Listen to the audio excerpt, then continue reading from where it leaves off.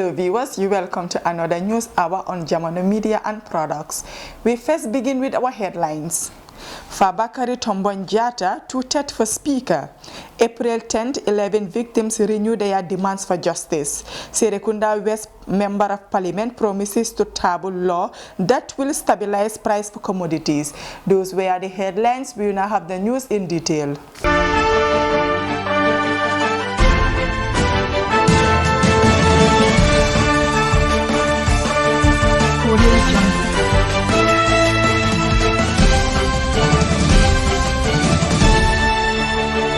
Standard has been reliably informed that the leader of the APRC, Fabakary Tombong Jatta, is being considered for nomination by President Adama Barrow, who must unveil his 5-person list of nominees for the National Assembly latest today. Our source said Fabakary Tombong Jatta is the president's pick for the position of the Speaker, subject to the approval of members. It is not known who else will be the president's list, but a source also confirmed it certainly includes a woman or women. The new assembly members will be sworn in tomorrow. 22 years on since the year 2000 mass student demonstrations, victims of this historic event continue to demand for justice for their victimization by state security forces during the Gambia era. 12 students, 2 toddlers, and a Red Cross volunteer were allegedly killed by the state security officers during this historic incident. Among the child victims of the incident was a 3-year-old toddler who was shot in the head, whilst the other was another child who was trampled upon during a stamp when the students were fleeing from officers of the police intervention unit. Modu Elchun, Lamin Bojang, Karamo Baro, Omar Baro, Burama Baji, Kalistol Prera, Abdullah Sanyang, Regina Carol, Mamadou El Njai, Wuye Mansali, Seni Nyabali, Musa Sembene, and Usman Sabali all lost their lives during the mass students' demonstration on the 10th April 2000, whilst Abdul Karim Jame, Umi Jan, and Yusuf Ambai are survivors of gunshots they received from alleged PIU officers on this fateful day, rendering them to paralyze. They are going through serious pain due to the kind of surgery they had in Turkey, and they are still suffering, to be honest with. Yusuf Ambai, a survivor of a gunshot that affected his spinal cord, said he was taken to Turkey for treatment. When he spent over a year and some months, he decried that he did not have treatment but received only therapy once every month. For me, I want treatment, Mr. Ambai said, while taking his time to talk to this reporter about the health complications he lives through as a result of the gunshot wound he sustained. Mbai further stated that he has been recommended for further medical treatment and rehabilitation to improve his health and well-being. I am not receiving any treatment since I came from Turkey. I am at home just like that, Yusufa said. It is now 22 years since the student massacre occurred. Abdul Karim Jame, a survivor of a gunshot on his leg, said they want justice for their victimization from the security personnel who were ordered to shoot on students.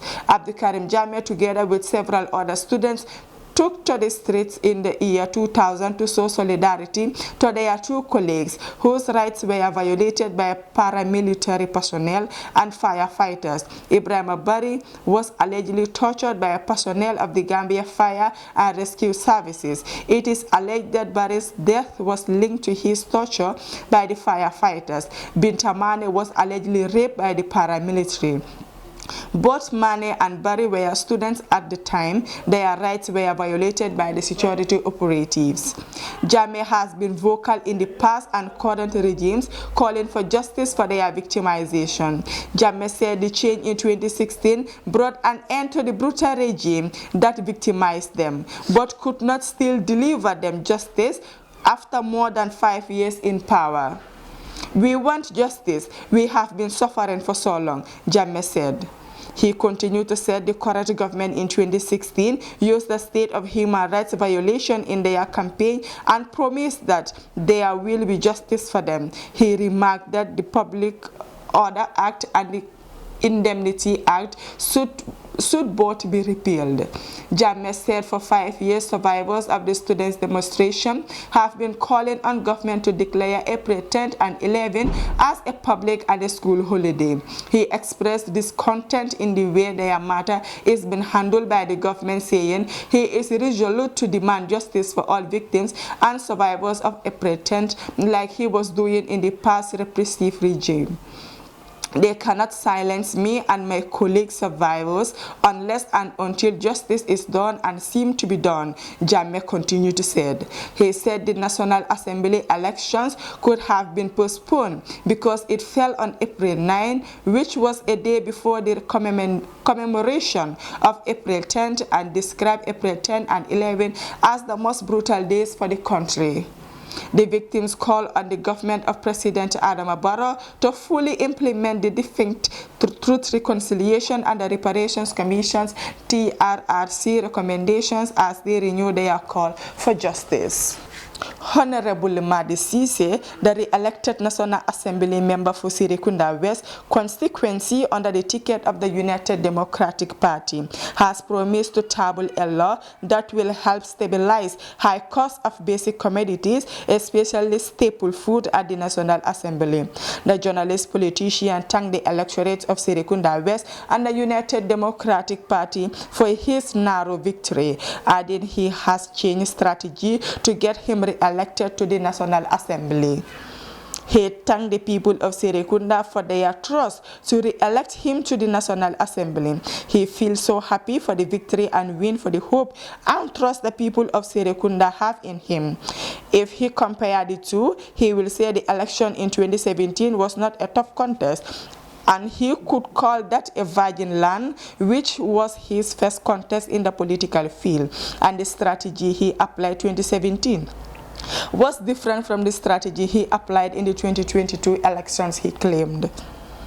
He could say the party won the election because if you are contesting an election under a party, you only get 25% and the party place get you the 75%.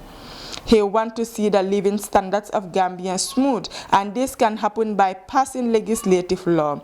He will push a promulgation of laws that will stabilize the prices of basic commodities like rice and oil and other foodstuffs, so that high cost of living will be addressed, he said. If he said this, the government has to come in and do what he calls subsidy in order to stabilize the prices of commodities in the country. That's why he said he would have a legislature that will stabilize the price of commodities for 3 years before they reach a lasting solution, he added. Those were the stories for today's newscast, but before we take a leave, let's take a recap on our top stories. Fabakary Tombong Jatta tweeted for Speaker. April 10th and 11 victims renew their demands for justice. Serekunda West Member of Parliament promises to table law that will stabilize price for commodities. Those were the stories. Thank you for joining us with your presenter, Mariama Gillen. Do have a nice day.